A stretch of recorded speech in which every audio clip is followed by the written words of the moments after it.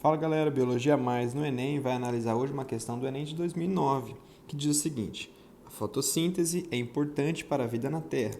Nos cloroplastos dos organismos fotossintetizantes, a energia solar é convertida em energia química, que juntamente com a água e o gás carbônico é utilizada para a síntese de compostos orgânicos, são os carboidratos. A fotossíntese é o único processo de importância biológica capaz de realizar essa conversão. Todos os organismos, incluindo os produtores, aproveitam a energia armazenada nos carboidratos para impulsionar os processos celulares, liberando CO2 para a atmosfera e água para a célula por meio da respiração celular. Além disso, grande fração dos recursos energéticos do planeta, produzidos tanto no presente, que a gente chama de biomassa, como em tempos remotos, combustível fóssil, é resultante da atividade fotossintética.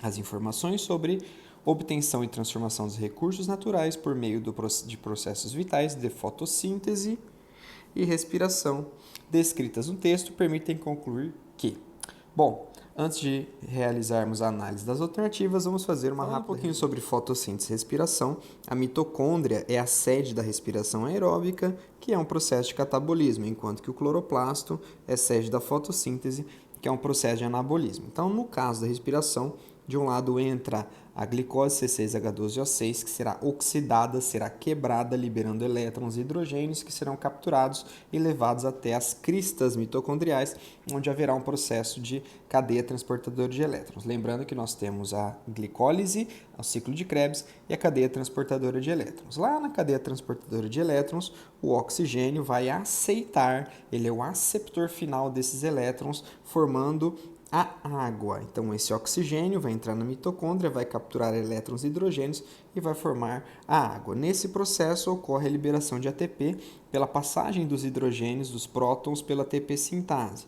Há também a liberação de CO2 pela quebra da glicose. Então, CO da glicose vão ser liberados na forma de CO2. Então, os reagentes, no caso da respiração, tá? Glicose e oxigênio, e aqui os produtos da respiração, água e CO2, que tem pouca energia acumulada.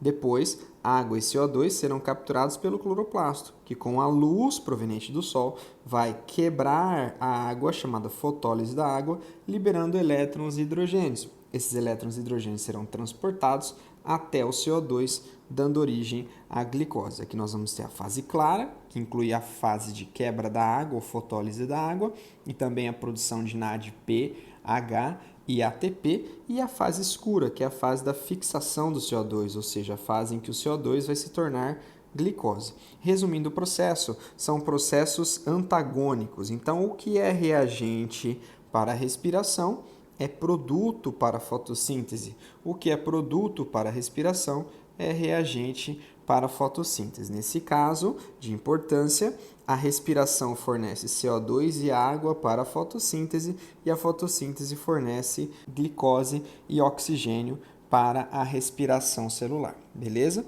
Animais realizam a respiração celular, vegetais produtores realizam a fotossíntese e a respiração celular, não se esqueça disso. O CO2 e a água são moléculas de alto teor energético. Vamos ver que são moléculas de baixo teor energético, que já foram, são produtos da respiração celular. Os carboidratos convertem energia solar em energia química. Na verdade, os carboidratos são originados da conversão da energia solar em energia química. O carboidrato é uma energia química, proveniente da conversão da energia solar pela clorofila. A vida na Terra depende, em última análise, da energia proveniente do Sol. Quando a gente fala ali no enunciado, que grande parte dos recursos energéticos do planeta produzidos no presente, biomassa e em tempos remotos, combustíveis fósseis, é resultante da fotossíntese, de modo geral, a gente pode imaginar isso. Se não houvesse Sol, não haveria essas conversões, tá? Então, sim, depende neste caso, tá bom? Vamos analisar as outras. O processo respiratório é responsável pela retirada de carbono. Na verdade, que retira carbono é o processo de fixação, o processo que fixa CO2 na matéria orgânica, e nesse caso é a fotossíntese. E por fim, a produção de biomassa e de combustíveis fósseis por si é responsável pelo aumento. Então vejam que elas estão se contradizendo, tá? Então o que fala na D, na verdade, é o que fala na E. Então, a biomassa e combustíveis fósseis é responsável pela retirada de CO2, enquanto a respiração é responsável pela devolução de CO2. Então, nesse caso, a resposta correta dessa alternativa é a letra C. Beleza? Valeu, galera!